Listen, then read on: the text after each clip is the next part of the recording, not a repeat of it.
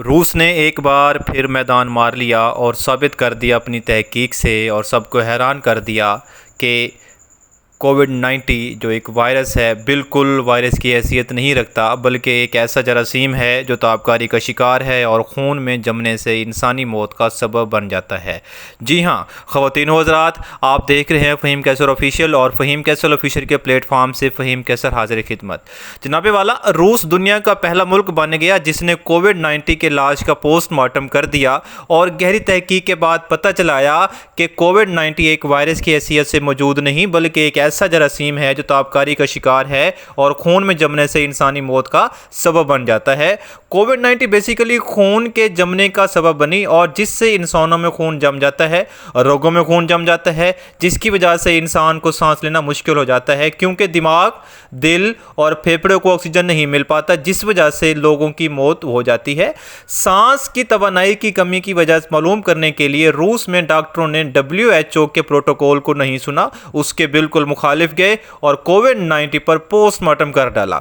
डॉक्टरों ने जी बाजुओं, टांगों और जिस्म के दीगर हिस्सों को खोलने और इनका बगौर जायज़ा लेने के बाद उन्होंने देखा कि खून की नालियों को खस्ता कर दिया गया था और वो खून के जमने से भरा हुआ था, जिससे खून के बहाव में रुकावट पैदा हुई और ऑक्सीजन के बहाव में भी कमी वाक़ हुई। ख़वातीन व हज़रात, अगर आप इस चैनल पर नए हैं तो आप इस चैनल को सब्सक्राइब कीजिए और घंटी के बटन को दबा दीजिए ताकि हर आने वाली वीडियो आपको मिल सके। और हम यहाँ पर बहुत ही अहम इंफॉर्मेशन लेके आते हैं और बड़ी तहकीक के बाद हम आपके साथ शेयर करते हैं। ख़वातीन व हज़रात, अगर आप अपने ख़यालात का इजहार करना चाहते हैं तो कमेंट बॉक्स में आके हमें अपने ख़यालात का इजहार कर सकते हैं।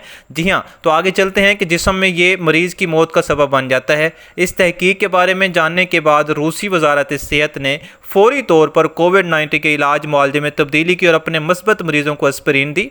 मैंने 100 मिलीग्राम और अमरोल में लेना शुरू किया। नतीजे के तौर पर मरीज़ों ने सेहत याब होना शुरू किया और इनकी सेहत बेहतर होना शुरू हो गई। रूसी वज़ारत सेहत ने एक दिन में 14,000 से ज़ायद मरीज़ों को बाहर निकाला और इन्हें घर भेज दिया।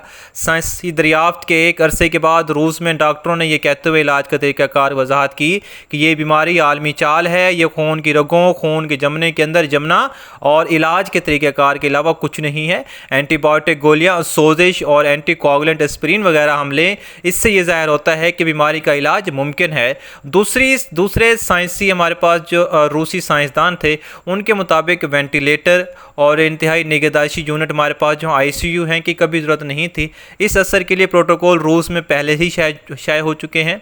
चीन पहले ही जानता है लेकिन इसने कभी भी अपनी रिपोर्ट जारी नहीं की। इस मालूमात को अपने अहल खाना, पड़ोसियों, जानने वाले, दोस्तों, साथियों के साथ शेयर करें ताकि वो कोविड-19 के खौफ से छुटकारा पा सकें और ये जान लें कि ये कोई वायरस नहीं बल्कि एक ऐसा जरासीम है जो सिर्फ ताबकारी के सामने आया है। सिर्फ एक इंतहाई कम इस्तेमाल वाले लोगों को ही मुहतात रहना चाहिए। ये ताबकारी सोजन और हाइपोकेसिया का सबब बन सकती है। मुतासरीन को एस्पिरिन 100 mg और एप्रोनिक या फिर हमारे पास पैरासीटामोल 650 mg लेना चाहिए। अब जनाबे वाला, ये मालूमात हम आप तक पहुंचा रहे हैं रूसी वज़ारत सेहत और हम नीचे कुछ आपको वेबसाइट शेयर कर रहे हैं जो कि आपको सबूत के तौर पर बताई जाएंगी कि ये वेबसाइट वो हैं जिनके ज़रिए से रूसी वज़ारत सेहत ने अपने इस एक्सपेरिमेंट का रिज़ल्ट शाये किया है।